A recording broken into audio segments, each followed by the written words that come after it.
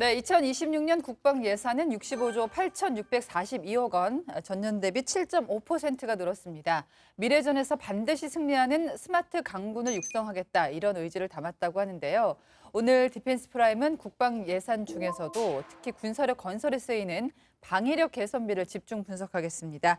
자, 오늘 특별한 분 나오셨는데요. 방위사업청의 이민유 재정 담당관 모셨습니다. 안녕하세요. 안녕하십니까. 모시기 어려운 분인데 방위력 개선비, 방위비도 아니고 방위력 개선비. 이 무슨 뜻인가요? 국방 예산에는 크게 전력 운영비하고 방위력 개선비가 있습니다. 전력 운영비는 장병 급여나 부대 운영, 아니면 정비 유지 이런 걸 하기 위해서 현재 전력을 유지하기 위해서 쓰는 예산이다, 이렇게 이해하시면 되고요. 네. 방위력 개선비는 새로운 무기 체계를 연구 개발하거나 양산, 구매, 성능 개량 등을 하기 위해서 쓰이는 예산을 의미합니다.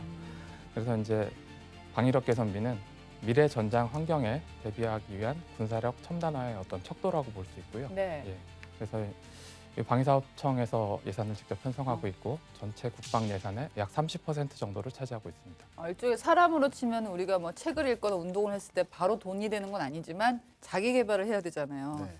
방위력도 그런 개념에서 아주 적절한 비유신 것 같습니다. 방위력을 끌어올리기 위해 쓰는 돈이다. 네. 그럼 2026년 국방 예산 전체에서 이 방위력 개선비는 어느 정도 규모를 차지하고 있습니까? 65조 중에 총 19조 9,653억 원입니다. 적지 않은 비중인데요. 예. 네. 증가율은 전년 대비 11.9%인데 이게 이제 11.9%라는 증가율의 의미가 방위사업청 개청 이후 제일 많이 증가했던 게 2019년도에 13.7%입니다. 네. 그 이후에 이제 최고 수준으로 올라간 거고요. 이거는 이제 현재 급변하는 국제 안보 환경에 대비하기 위해서 국가 안보를 더욱 튼튼히 하겠다는 정부의 강력한 의지가 반영된 결과라고 보실 수 있습니다. 근데 이런 게요, 우리만 있는 거 아니면 외국에도 비슷한 개념의 예산이 있어요? 당연히 있죠. 당연히 네. 있는데 이제 그 단어를 가지고 해외에 있냐 없냐라는 것보다는 이렇게 보시면 될 것 같아요. 전력은 크게 두 가지로 나눠요. 현재 운용하고 있는 전력, 현용 전력이라고 합니다. 그다음에 미래를 준비해야 되잖아요. 그 미래 전력이라고 하거든요. 그때 이제 R&D를 통해서 미래 전력 구체화하는 거잖아요. 이런 쪽의 어떤 그 예산을 많이 편성하고 있죠. 그 이유는 뭐냐면 우크라이나 러시아 전쟁 이후에 지금 현재 전 세계 질서가 재편되어 있고 네. 미중이 패권 경쟁을 하고 있지 않습니까? 그 부분들이 각각 나라의 예산에 다 고스란히 반영되고 있어요. 미국 같은 경우에는 이제 이번에 2026년도에 국방 예산안을 보게 되면은 주로 이제 무기 구입, 연구 개발, 군사 건설 등에 이제 약 우리나라 돈으로 400조 정도를 이제 투입하고 있거든요. 그래서 이걸 보게 되면 전체 국방비의 30에서 35% 정도를 차지하고 있는 거고요. 주로 뭘 하고 있느냐? 핵 현대화, AI, 그 다음에 하나가 우주에 이제 중점을 두고 있어요. 딱 보시면 뭐냐면 이 분야가 뭐죠? 중국과의 전략적 경쟁의 핵심적인 자산들을 지금 이제 투자를 하고 있는 겁니다. 또 일본 같은 경우도 이제 지금 이제 일본과 중국의 어떤 마찰과 경쟁이 좀 가속화되고 있잖아요. 하면서 이제 여기도 방위력 강화비 이렇게 얘기를 하고 있는데 엔화로 이제 8조에 있는데 우리나라 돈으로 한 70조 원이 돼요. 전체 방위비의 70%를 차지하고 있는데 주로 어디를 하고 있느냐? 해군력 강화. 우리는 바다가 삼면이니까. 예, 해군력 강화하고 미사일 전력 이런 것들에 대해서 강화를 하고 있어요. 이 이유가 뭐냐면 이제 일본이 꿈꾸고 있는 게 뭡니까? 보통 군사화 하는 거잖아요. 그렇죠. 이제 군대를 정상적 국가처럼 운용할 수 있는 부분이 있는데 실질적으로 이번에 이제 중국하고 마찰을 보게 되면 그 접전지가 어디다? 바다기 때문에 맞아요. 그런 쪽으로 장거리 투사할 수 있는 능력과 같이 하고 있는 거고, 영국하고 이제 프랑스 똑같은 건데 영국도 이제 500억 파운드면 우리나라 돈으로 90조 원이 정도가 되고요. 프랑스는 이제 똑같이 500억 유로 정도 되는데 우리나라 돈으로 75조 정도 되는데 프랑스 같은 경우는 스콜피온 프로그램을 돌려요. 그게 뭐냐면 우리나라의 아미타이거. 그러니까 지상 전투 체계. 그래서 미래전을 준비하는 것으로 하고 있죠. 보게 되면 양국 모두 전체 방위비의 한 20에서 30% 정도가 되고 있고요. 그다음에 나토에서는 이제 GDP 2% 정도를 이제 이런 방위력 개선비를 투자하고 있거든요. 거의 근접해 나가고 있다는 건데 이게 왜 그러다?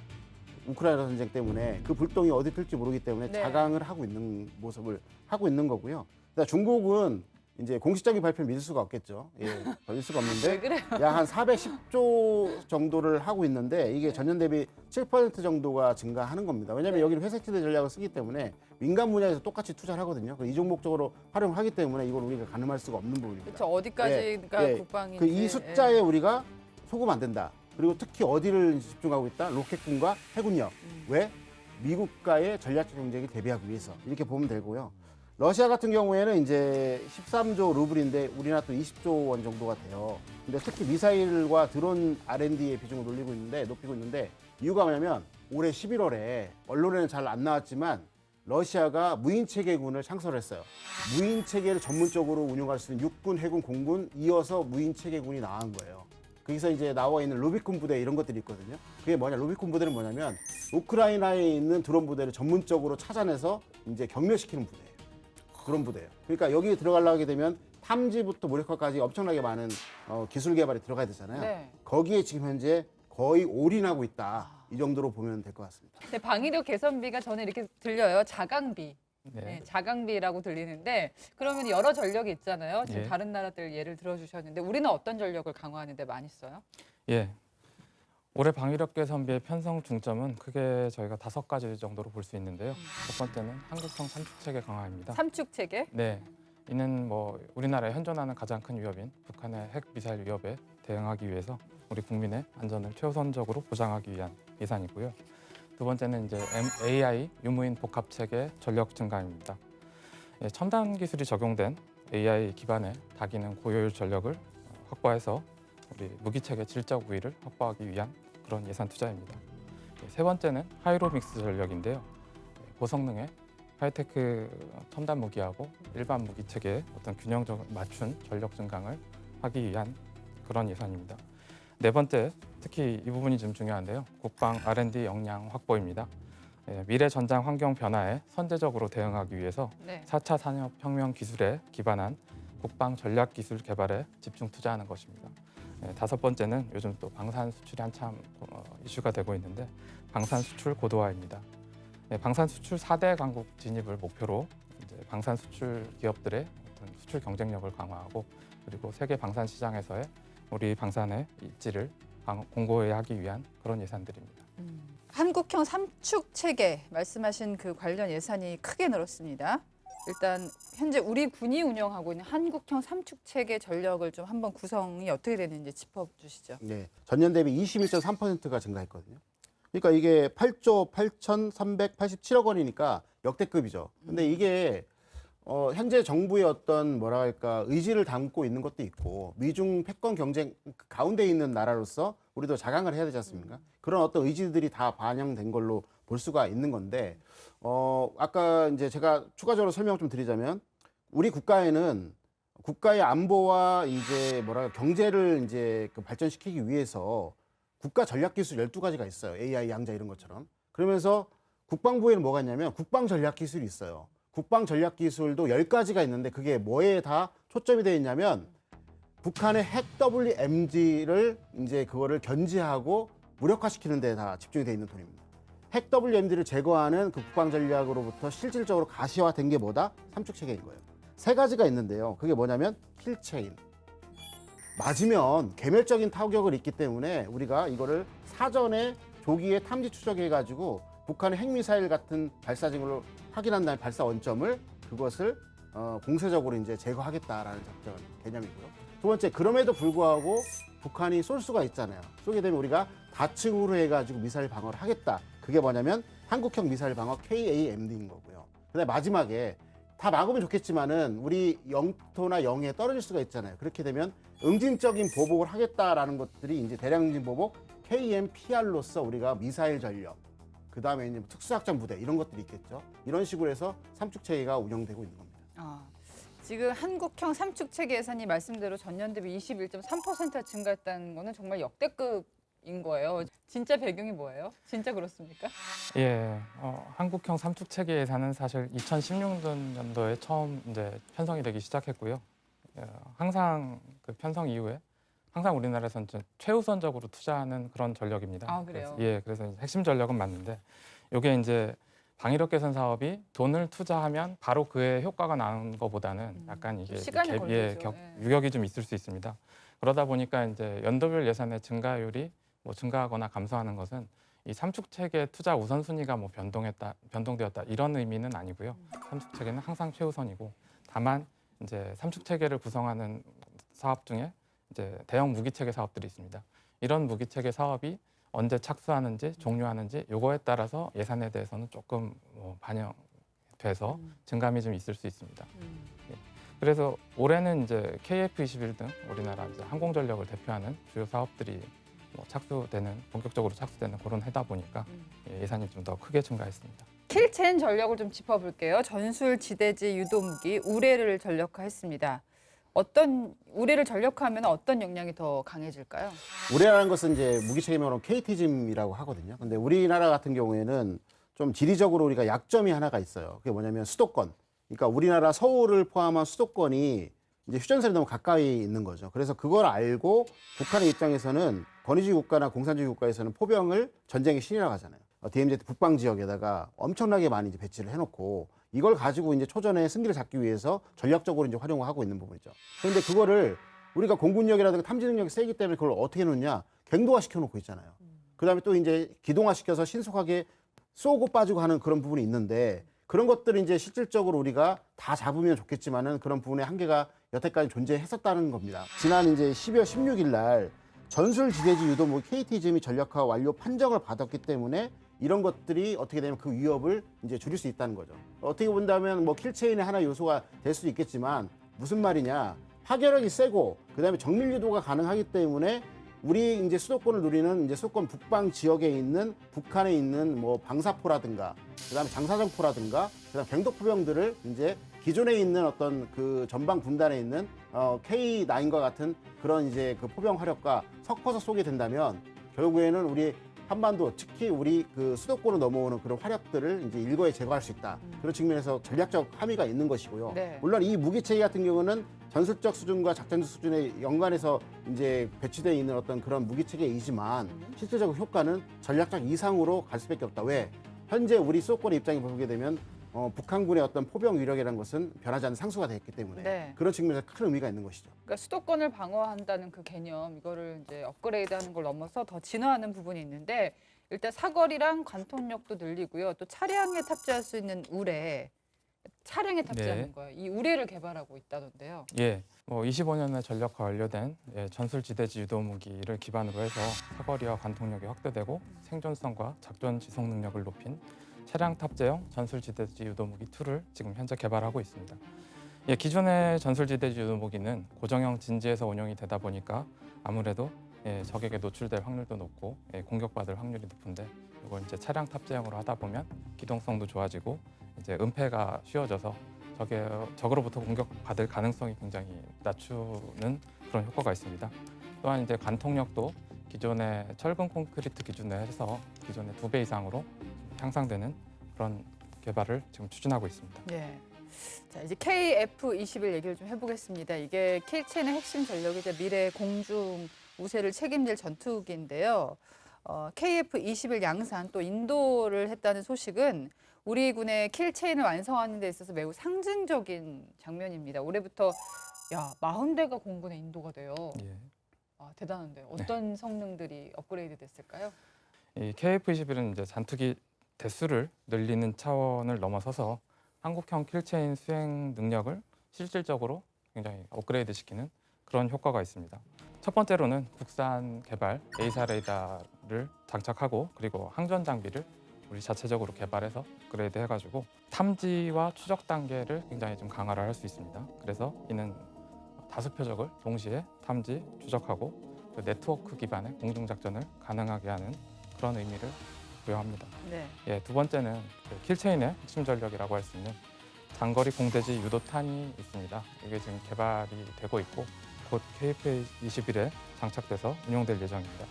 이렇게 되면 이제 무기 체계에 대한 의존도를 해외에서 많이 이제 쪽 국산으로 돌리고 있고 어떤 보통 작전에 있어서도 더욱 자율적인 핵심 표적 정밀 타격 능력을 확보할 수 있게 됩니다. 특히 이제 장거리 공대지 유도탄의 사거리는 현재 휴전선 이남에서 발사를 해서 북한 전역을 타격할 수 있을 정도로 그 정도요? 굉장히 이제 장사정의 무기 체계고 또한 이제 항법 장비도 GPS, INS 기본적으로 쓰는 것뿐만 아니라 네. 지형 대조나 영상 대조 이런 방법을 통해서 사격 공산 오차라고 정하는데 정밀도를 3m 이내로 개발하는 것을 목표로 지금 개발 중에 있습니다. 그렇군요. 이제 미사일 방어 체계로 좀 넘어가 보겠습니다. 이지스 구축함, 정조대왕함을 전력화를 했습니다. 그리고 SM-3를 탑재하는 게 확정이 됐습니다. 이렇게 되면은 이제 우리 다층 방어망이잖아요. 안 그래도 근데 이게 더 촘촘해진다는 의미죠. 이게 SM3만 얘기하게 되면은 이제 그렇게 전략적 효과는 없어요. 근데 이게 SM3가 에이지스함과 결합이 됐기 때문에 큰 이제 전략 효과를 내고 있는 거거든요. 미사일은 제가 설명하기 전에 이제 이걸 좀 아셔야 될 것 같습니다. 미사일은 상승 단계, 중간 단계, 그다음에 종말 단계가 있어요. 네. 상승 단계는 뭐냐면 이제 발사를 해갖고 추진력에서 올라가는 단계를 상승 단계를 합니다. 그럼 이게 대기권으로 바깥으로 나가는 게 있을 것이고 대기권 안에서 움직이는 게 있을 거 아닙니까? 그건 이제 상승 단계, 올라가는 데까지 상승 단계이고요.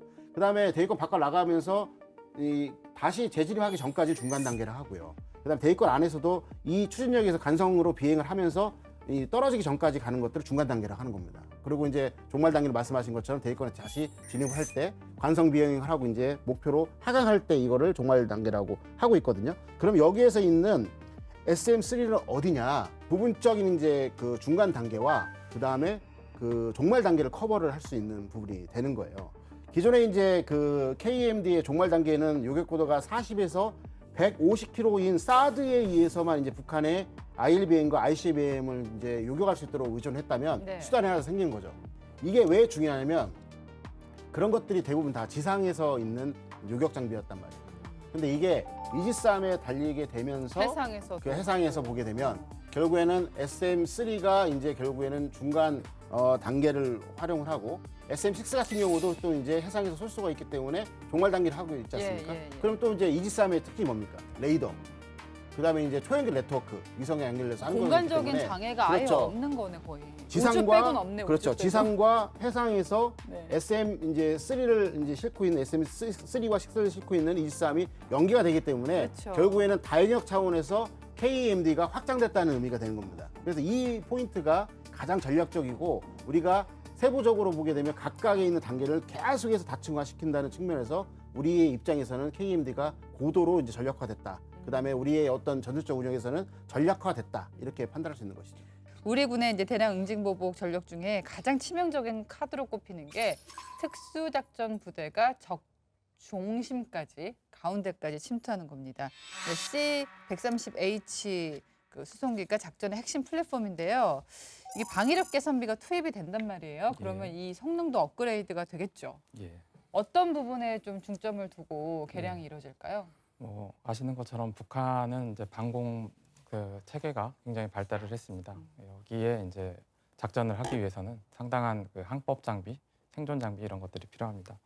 일단 C-130H라는 수송기 자체는 현재 우리나라에서 이제 가장 많이 사용하고 있는 그 항공기로 평시에는 이제 인원이나 물자 수송에 사용되지만 말씀드린 바와 같이 특임여단의 어떤 공중 침투 혹은 인명 구조 작전 등에 투입되는 굉장히 중요한 자산입니다. 그 자산에 대해서 이번 성능 개량 사업을 통해서 항법 장비 부분에서는 다기능 레이더나 아니면 전방 적외선 감시 장비 이런 것들을 장착해서 이제 야간에 적어도 침투가 가능하게 하고요. 적외선 미사일 기만 장비나 미사일 경보 장치 등과 같은 어떤 생존 장비를 더 장착을 함으로써 야간에 악천후 상황에서도 충분히 작전을 수행할 수 있도록 이런 그 성능을 향상하는 그런 프로그램입니다. 그러면 생존성이 높아진다는 그 얘기는 대량 응징보복 작전을 수행할 때 어떤 변화를 의미할까요? 이게 그 뒤에 H자가 불렀잖아요. 네. H자가 붙었는데 이거는 생존성뿐만 아니라 작전 효율성까지 높아지는 거예요. 아까 말씀드린 것처럼 잘 말씀해 주셨습니다. 그러니까 다기능 레이더라든가 전방 감시 적외선 장비, 위성 통신 장비 같은 경우는 저고도로 침투를 할 수 있는 겁니다. 저고도 침투하게 되면은 결국에는 북한의 방공 체계라든가 이런 것들 하늘을 다 지향하고 있기 때문에 그 틈틈 사이를 지나가기 때문에 생존성이 확보가 되는 거거든요.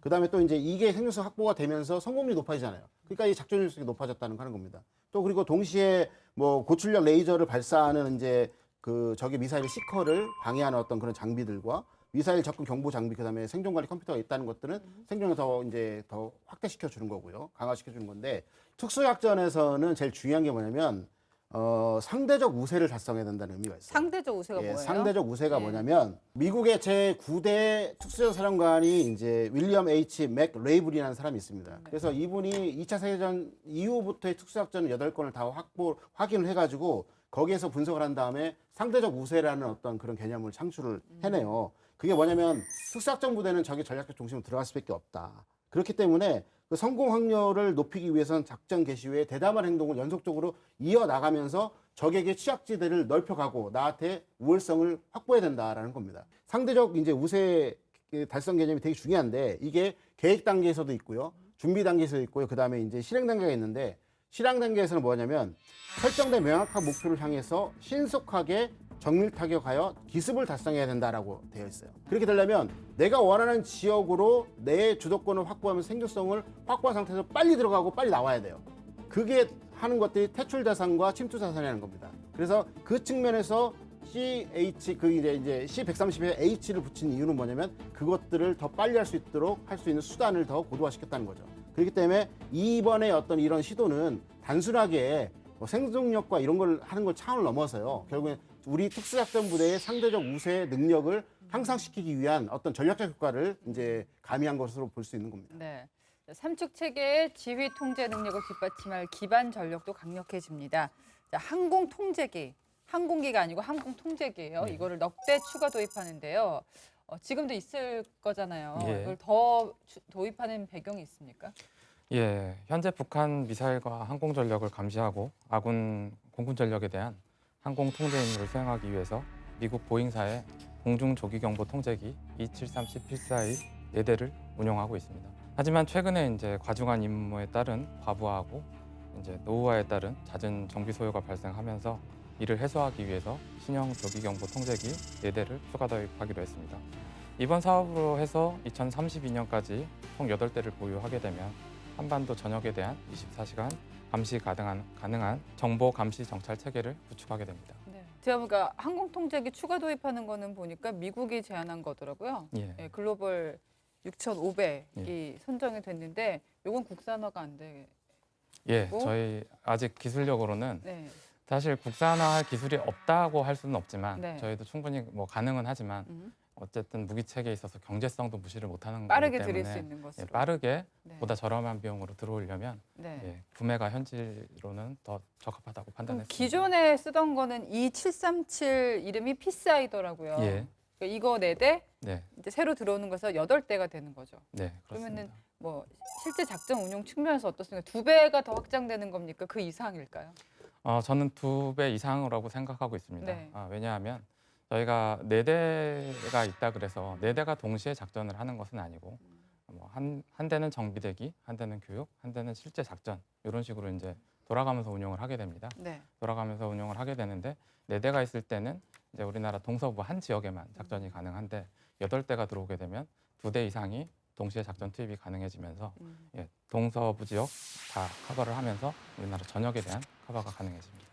우리 정부가요 미래 전쟁 환경에 대비해서 AI 기반 유무인 복합 체계 전력화도 핵심 과제로 추진하고 있습니다. 여기서는 지금 유무인 복합 체계 뭐 항상 강조하시잖아요. 어떤 식으로 운영을 하고 있고 어떤 걸 우리가 좀 참고하면 좋을까요? 레볼루션 인 밀리터리 어페어스 그러니까 군사 혁신의 3요소 측면에서 제가 설명을 드릴게요. 그 3요소가 뭐냐면 제일 처음에 무기 체계, 그다음에 싸우는 방법, 이제 조직 편성인데 우선 무기 체계 측면을 말씀드리면 우선 대량 생산이 가능해야 된다. 그다음에 원웨이 방식이다. 이 뭐냐? 한 번 가면 안 돌아온다. 자폭형이라는 거죠. 하면서 이거를 소모성 드론뿐만 하면 안 된다. 로봇, 무인 수상정, 그다음에 얼마 전에는 이제 우크라이나의 UUV, 그러니까 소모성 무인 잠수정이 러시아 해군의 킬러급 디젤 잠수함을 폭침시켰잖아요. 예, 그런 것처럼 UUV까지도 이제 운용하는 방법이다. 그러니까 뭐냐면 다양역에서 활용할 수 있는 모든 자폭형 이제 무인 체계가 지금 나오고 있다. 네. 이게 첫 번째고요.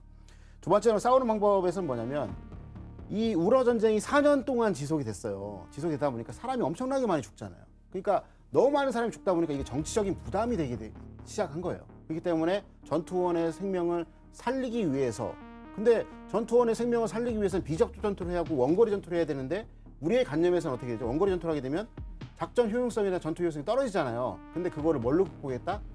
스타링크와 같은 초연결 네트워크를 통해 가지고 실시간 데이터를 송수신하면서 정확도를 높이고 대신에 마지막에 엄마 드론을 보내서 쭉 들어보낸 상태에서 아들과 딸 드론을 분화시킨 상태에서 군집을 운영해서 이제 자폭시키는 형태로 해서 이제 원거리 비접촉 전투를 수행하고 있거든요. 이게 싸우는 방법의 어떤 하나의 트렌드고요. 마지막에 이제 조직 편성 차원에서는 우크라이나군 같은 경우는 24년도 6월 달에 무인 체계군이 아까 새로운 군종으로 창설했어요. 그러면 싸우고 있는 러시아도 따라 할까요, 안 할까요? 따라하죠. 하죠. 그래서 네. 올해 11월 달에 이제 새로운 군종인 무인 체계군을 창설했어요. 이렇게 권위주의 국가가 하다 보니까 이제 자유민주 국가가 그때 따라할 수가 없잖아요. 그래서 군종은 이제 여러 가지 문제가 있기 때문에 법적인 문제도 있기 때문에 이제 검토를 하고 있는 것 같고 그래서 특수부대나 아니면 전문 부대를 운영하고 있습니다. 그게 대표적인 것이 미 해병대인데 거기에는 공격 드론 팀인 MCAD라는 부대가 있고요. 얼마 전에 이제 보게 되면 중부사령부의 특수연사령부 예하에서 운영하는 샤헤드 136이 원래는 이란 거였다가 러시아로 넘어갔죠. 그거를 역설계한 루카스라는 그런 이제 자폭 드론을 운영하는 부대가 있어요. 그게 TF 스콜피온 스트라이크. 이 부대가 이제 운영되고 있는 부분이 있는 것이죠. 네. 그래서 이런 걸 봤을 때는 결국에는 우리가 생각하는 거 이상으로 초월해서 지금 현재 유무인 복합 전투 체계가 발전되고 있다. 그리고 여기서 하나 예측할 수 있는 게 뭐냐면 권위주의 국가에서 지금 현재 무인 체계군을 하나의 군종으로 만들고 있잖아요. 그렇게 되면 북한도 현재 러시아와 긴밀하게 이제 군사 협력을 하고 있기 때문에 북한도 지금 현재 저번에 한번 말씀드렸지만 엄청난 속도로 해서 샤헤드 136 공장도 자체 갖고 있고 그다음에 예를 들어서 각종 무기 전시회와 훈련에서 이제 샤헤드뿐만 아니라 란셋 그다음에 또 이제 FB 자폭들을 운용하는 걸 보여주고 있지 않습니까? 북한 자체도 하나의 이제 무인 체계군을 하나의 새로운 군종으로 이렇게 창설할 가능성이 되게 높다. 그래서 이런 부분들을 우리가 눈여겨봐야 될 것 같습니다. 우리는 어때? 우리는 AI 유무인 복합 전투 체계 예산에서 어디에 좀 중점을 두고 돈을 쓰기로 했어요? 예, 올해 일단 유무인 복합 전투 체계 예산을 좀 살펴보면 네. 올해는 이제 25년 대비 246억 원 증가한 2,161억 원입니다. 이렇게 된 이유는 사실 드론 유무인 복합 체계 이런 것들이 다 저비용, 고효율, 다기능 전력이다 보니까 이 투자가 되더라도 금액이 그렇게 크지는 않습니다. 또 하나는 이제 저희가 24년 대비 25년에는 70% 가까이 이제 증액이 됐었습니다. 매년 저희가 AI 유무인 복합 체계에 투자하면서 이렇게 가파른 상승세로 투자를 했었는데 올해는 사실 12.9% 정도 증가율입니다. 이렇게 된 이유는 그동안에 이제 특히 AI 부분에 있어서 투자를 할 때 저희 그 생성형 AI나 아니면 그 소프트웨어 개발에 중점을 두고 했다면 올해부터는 이제 드론이나 로봇에 탑재해서 실질적으로 사용하는 그 피지컬 AI 개발에 중점을 두고 있다 보니까 네. AI가 저희도 앞서 교수님이 설명하신 바와 같이 그 선진국에서 이미 하고 있는 그런 기술들을 빨리 따라잡고 우리만의 또 체계를 개발하기 위해서 투자를 계속 이어나가고 있습니다. 네. 제가 이제 추가적으로 말씀드리고 싶은데 이게 방금 말씀하신 게 이제 2,161억 원으로 해서 좀 적게 보인다고 하는데 이거는 이제 유무인 복합 전투 체계의 어떤 뭐랄까 유인 체계, 무인 체계, 그다음에 AI 이 정도만 확인해서 보는 건데 유무인 복합 전투 체계를 활용하기 위해서는 그거 말고 기반 체계가 좀 필요합니다. 기반 체계가 뭐냐면 첫 번째가 뭐냐면 초연결 네트워크, 위성, 그다음에 플러스해서 전장을 실시간으로 다영역을 감시할 수 있는 가시화 체계가 돼 있거든요. 근데 그것까지 포함하게 된다면 실질적으로 여기 있는 이제 투자한 거는 충분하고요. 그게 뒷받침되지 안 되기 때문에 그런 부분까지 하게 된다면 실질적으로 말씀하신 거는 12.9%라고 말씀을 하시지만은 더 확대되게 해서 많이 투자가 된 걸로 봐야 되는 거고 이거는 그냥 뭐랄까 목 단위로 자르다 보니까 이렇게 적게 보이는 것뿐이지 실질적으로 지능형 유무인 복합 전투 체계에 투입된 돈은 상당히 많다. 이걸 다른 좀, 형태로. 예, 그렇죠. 예, 네. 시청자 여러분들께서는 오해를 안 하시면 좋겠습니다. 예, 적지 않대요. 예, 플랫폼과 그 기술 개발 부분까지 따지면 네. 사실 전년 대비 한 70% 가까이 맞습니다. 육박하는 그 정도 수준입니다. 국방부에서는 그쵸. 인구 절벽 문제 때문에 이 부분에 방점을 두고 있고 그다음에 이런 것들을 이제 부족한 병역 자원에 대체할 수 있는 어떤 하나의 방책 중에 하나로 이제 노력하고 있다는 거. 네. 그걸 좀 알아주셨으면 좋겠습니다. 저는 그거 궁금했거든요. 지난번에 중국에서 열병식 때 로봇 늑대가 나왔잖아요. 예. 굉장히 눈길이 많이 갔었는데 우리는 지금 이런 거 어떻게 하고 있을까? 이게 잘 된다면은 뭐 지뢰 같은 것도 사람 대신에 뭐 뽑아낼 수도 있을 것 같고 활용할 분들이 되게 많을 것 같은데 이것도 좀 내년부터 본격적으로 어떻게 운영할 수 있는 계획이 세워져 있는지 궁금하거든요. 이제 기존의 병사가 지뢰 탐지기를 이용해서 직접 이제 수동으로 지뢰를 탐지하고 제거했다고 하면 올해부터는 이제 폭발물 탐지 및 지뢰 제거 로봇이라고 있습니다. 네. 이 로봇을 활용해서 임무 수행을 하게 되는데 이렇게 되면 임무 수행 능력은 굉장히 향상되면서 어떤 인명 피해는 최소화할 수 있는 이런 좋은 점을 가지게 됩니다. 25년에 이제 양산을 시작해서 일부 물량이 이제 부대 전력화가 됐는데 26년부터는 이제 본격적으로 양산이 되면서 전방 전체 지역에 다 전력화될 수 있는 그 정도 양산을 준비하고 있습니다. 특히 한반도가 단위 면적당 지뢰 매설량이 세계 최고 수준이더라고 여전히. 굉장히 위험한 상황에 노출될 수 있다는 건데 여기에 이런 로봇들이 육군 부대 배치되면 참 좋을 것 같아요. 얼마 전에 이제 그 올해 뭐 가자지구가 이제 뭐랄까 상황이 좀 이렇게 수그라들고 있지만 실질적으로 얼마 전에도 이제 네타냐후 총리가 명령에 의해서 이스라엘군이 실질적으로 가자지구를 이제 기가 막히게 기가부대를 투입을 했단 말입니다. 그때 뭘 했냐면 통상 보게 되면 그거를 저지하기 위해서 이제 하마스 같은 경우에는 주요 십자로든가 아니면 교차로 이 일대에다가 이제 IED라든가 이제 지뢰 같은 거 매설을 해요. 할 때 그 속도를 빨리 하기 위해서 이스라엘군 어떻게 했냐면 이와 같은 지뢰 제거, 탐지 및 제거 로봇을 먼저 보내가지고 그걸 제거한 상태에서 기동부대 속도를 이제 늦추지 않게 했거든요. 무슨 말이냐면 이게 들어오게 된다면 우리나라 입장에서 전술적 이점을 충분히 확보할 수가 있다. 왜냐하면 북한과 우리나라 같은 경우에는 이미 70% 이상이 이제 다 도시화가 되어 있고, 그렇죠. 산악에, 도시에 그렇죠. 밀집되어서 살고 네, 있고. 산악에 있는 이제 북한군의 진지를 지탱점이라고 하는데 다 요새화돼 있어요. 다 시화돼 있어요. 경도진지랑 다. 그리고 또 지화하는 또 문제 뭐냐면 도시화가 되면 기본적으로 따라온 게 지화합니다. 또 이제 북한 같은 경우는 정권 생존 차원에서 군사력 보호 차원에서 다 지화시키고 있잖아요. 그렇기 때문에 우리나라 같은 경우는 산악 전투, 도시 전투, 그다음에 지하 전투를 수행할 수밖에 없는 복합 지형에 있다는 거예요. 그렇게 되면 가장 큰 문제는 뭐냐면 이런 복합 지형에다가 지뢰, IED, 불발탄 같은 것들 갖다 놓게 된다면 우리 기동 속도가 늦춰질 수밖에 없잖아요. 근데 사람이 간다? 그렇게 되면 인력 이제 우리도 인구가 별로 없는 상태에서 소수 정예를밖에 이제 군을 운영할 수밖에 없는 지상군의 입장에서는 그 인원들이 가게 되면 아까 앵커님 말씀하신 것처럼 피해가 발생하게 되면 그 더 이상 진입을 못합니다. 네. 그렇기 때문에 이런 로봇들을 계속해서 전력화시켜서 이제 기동부대 전방에서 운영하게 하면서 사전 제거하고 그 다음에 이제 기동부대가 재병협동부대가 순살같이 들어가는 작전 개념 변하고 있는 거거든요. 이게 바로 유무인 복합이라는 겁니다. 그래서 아까 말씀드린 것처럼 유무인 복합 전투 체계에 빠져 있는 예산들이 여기서 보이고 있는 거예요. 그래서 이제 이런 부분을 봤을 때는 이게 우리의 어떤 인구 절벽에 의해서 군 구조가 개편될 수밖에 없는 상황인데 거기 안에서 이제 적은 전력으로도 이제 재계 뭐랄까 전술적 고도성을 발휘할 수 있는 하나의 어떤 방책이 될 수 있다 이렇게 말씀드릴 수 있습니다. 지금 국방예산 방위력 개선비 중에서 눈에 띄었던 게 새롭게 나온 새롭게 추진하는 게 있어요. 군통신 위성 체계 3. 예.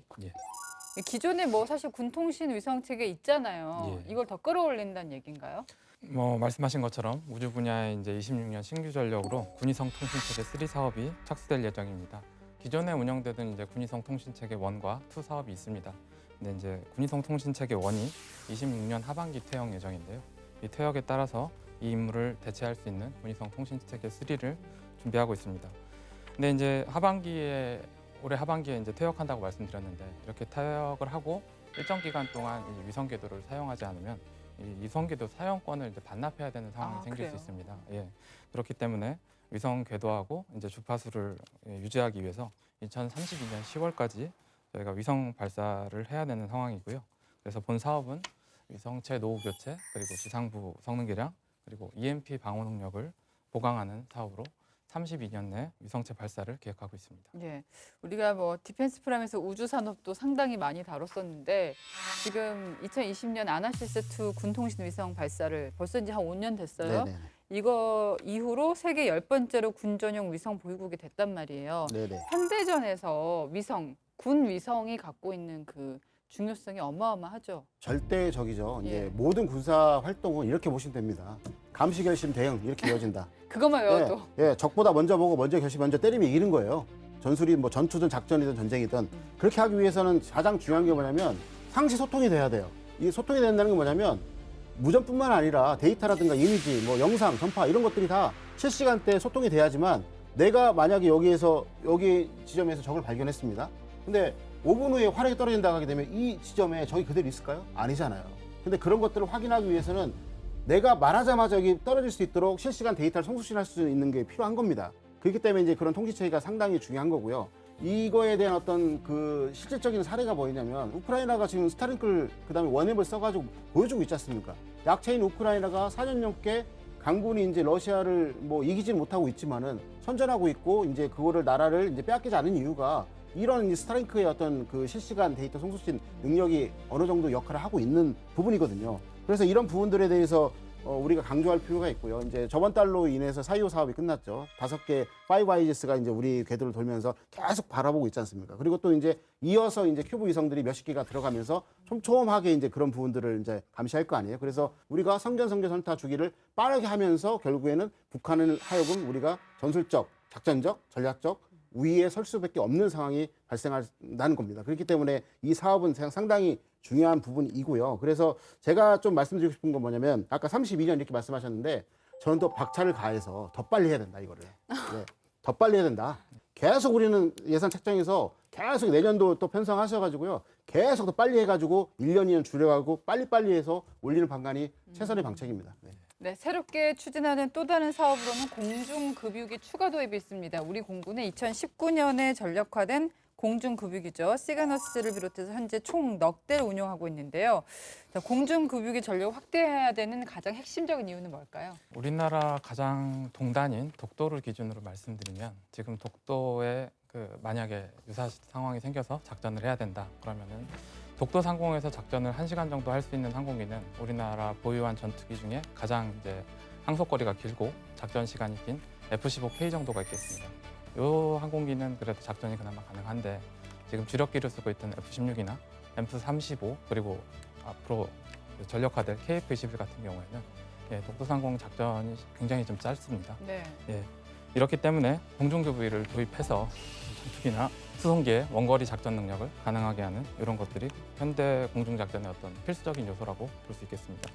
전시에는 동서부 지역에 24시간 공중급유 작전을 좀 지원을 해야 되는데 현재 저희가 4대를 가지고 있습니다. 4대로는 동서부 지역에 어느 한 곳만 지원이 가능합니다. 게다가 이제 올해부터 당장 KF-21이 이제 전력화가 되는데요. 이제 공중급유기가 가능한 전투기가 전력화가 될 예정인데 그에 비해 지금 공중급유기 보유 대수가 좀 많이 부족합니다. 어느 정도 수준이냐면 급유기 한 대당 피급유기 비율이 지금 한 대당 60여 대인데 이제 32년에 KF-21이 전력화가 완료될 정도면 이제 한 대당 100대 이상으로 늘어나게 됩니다. 그래서 공중급유기 추가 도입이 지금 굉장히 좀 필요한 상황입니다.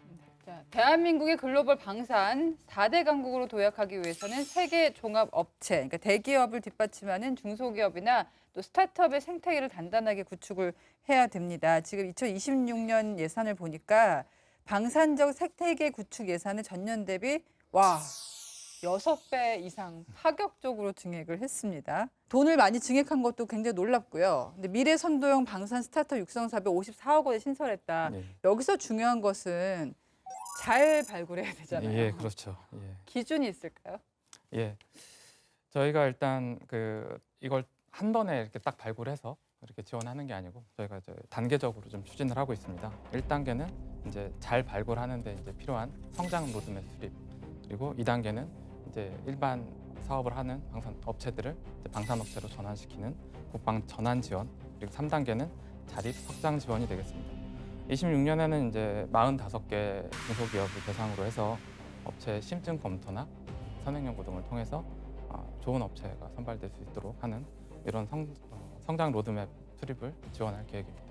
2026년 국방 예산에서도 방위력 개선비를 중점적으로 저희가 오늘 살펴봤습니다. 이 정도면 좀 충분히 안보 환경이나 미래 전장을 대비하고 있다라고 보십니까? 안보에서는 충분히 없습니다. 충분히 없어요. 네, 안보에서는 무조건 더 많이 편성하고 먼저 해야 된다. 왜냐면은 사람이 죽고 사는 문제, 작은 측면에서는 사람이 죽고 사는 문제가 있는 것이고 큰 측면에서는 국가가 존립하냐 멸망하냐는 문제이기 때문에 충분하다는 말을 하시면 안 돼요. 예, 이건 무조건 부족하고 계속해서 집어넣어야 된다. 이렇게 말씀드리고 싶고 그럼에도 불구하고 2026년 안 같은 경우는 제가 보기에는 획기적인 아니다.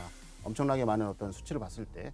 그래서 다만 제가 여기서 말씀드리고 싶은 건 몇 가지가 좀 있는데 첫 번째는 뭐냐면 결국에는 우리 국방부가 몇 년을 통해 가지고 인구 절벽이라는 어떤 그 이유 때문에 가용 병역 자원이 급감하고 있어서 육해공군 해병대 모두 지능형 유무인 복합 전투 체계를 추구하고 있습니다. 유무인 복합 전투 체계의 핵심은 뭐냐? 유인 체계와 무인 체계가 조화와 균형을 이루어야 됩니다. 핵심은. 근데 우리나라 같은 경우에는 무인 체계에 좀 이렇게 더 이렇게 뭐랄까 예산 규모라든가 이런 것들 더 투자하는 규모가 좀 있고 그런 경향이 있어요. 대신 이제 그 전투원들이 이제 뭐랄까 잊고 싸우고 해야 되는 어떤 개인 전투 체계에 관련된 부분들은 조금 안 한다는 게 아니라 좀 R&D라든가 이런 것들이 혁신 역량이 좀 저하된 부분이 있거든요. 그래서 이런 부분에 대해서 개인 전투 체계에 관련된 부분에 대해서 우리가 신경 써야 된다. 그 이유는 뭐냐면 우크라이나 군이 그렇게 선전할 수 있었던 건 뭐냐면 특수작전군 같은 경우에는 투명망토까지 지급되어 있는 상태거든요. 네, 생존성이 이제 보장된 상태에서. 그러니까 뭐냐면 사람이 없다 하면 사람 어떻게 뽑을까 스펙트럼을 확보하는 게 아니라고요. 숙련된 사람 어떻게 살릴까라도 되게 중요한 이슈라는 거예요. 그런 측면에서 개인 전투 체계, 소총부터 해가지고 그런 부분들을 이제 더 이제 고도화시키는 어떤 그런 부분들이 해주면 좋을 것 같고요. 그다음에 전쟁의 양상이 많이 바뀌었습니다. 대량 생산이 가능한 저가형 무인 체계들을 먼저 사용하고 난 상태에서 그 다음에 사람들이 들어가는 유무인 복합 전투가 이제 시행되고 있는 건데 그걸 하기 위해서는 핵심이 뭐냐면 민간군 산하견이 하나가 돼가지고 대량 생산 체계를 갖춰야 돼요. 그래서 아까 말한 건 드론뿐만 아니라 그걸 UAV, UGV, USV, UUV 등 이런 것들을 실질적으로 이제 대량 생산이 가능하면서 전투원이 근접 전투 시간을 최소화하면서 사전에 그런 무인 체계를 통해 가지고 적들을 경멸시켜 놓고 전투력이 저하된 상태에서 우리 유인 전투력들이 그거를 맞이하면서 경멸할 수 있도록 그런 체계로 이제 바꿔야 된다. 민간군이 같이 R&D 할 수 있는 그런 목들을 좀 확인하게 된다면 국방부 예산도 이제 세이브하면서 예를 들어 과기부라든가 산업부 예산을 같이 이렇게 활용할 수 있는 방법이 있거든요. 그런 지혜를 좀 발휘해야 된다는 것들이 있고요. 세 번째는 뭐냐면 제가 군 생활하면서 가장 아쉬웠던 부분이 뭐냐면 첫째도 통신, 둘째도 통신, 셋째 통신이었다. 그래서 아까 말씀드린 것처럼 그 위성 사업들을 이제 그 야심차게 하고 계신데 저는 하루빨리 지상 기반에 있는 우리 통신 체계를 적에도 우주 통신으로 빨리 바꿔야 된다고 생각합니다. 그래서 아까 말씀드린 것처럼 32년 너무 늦어요.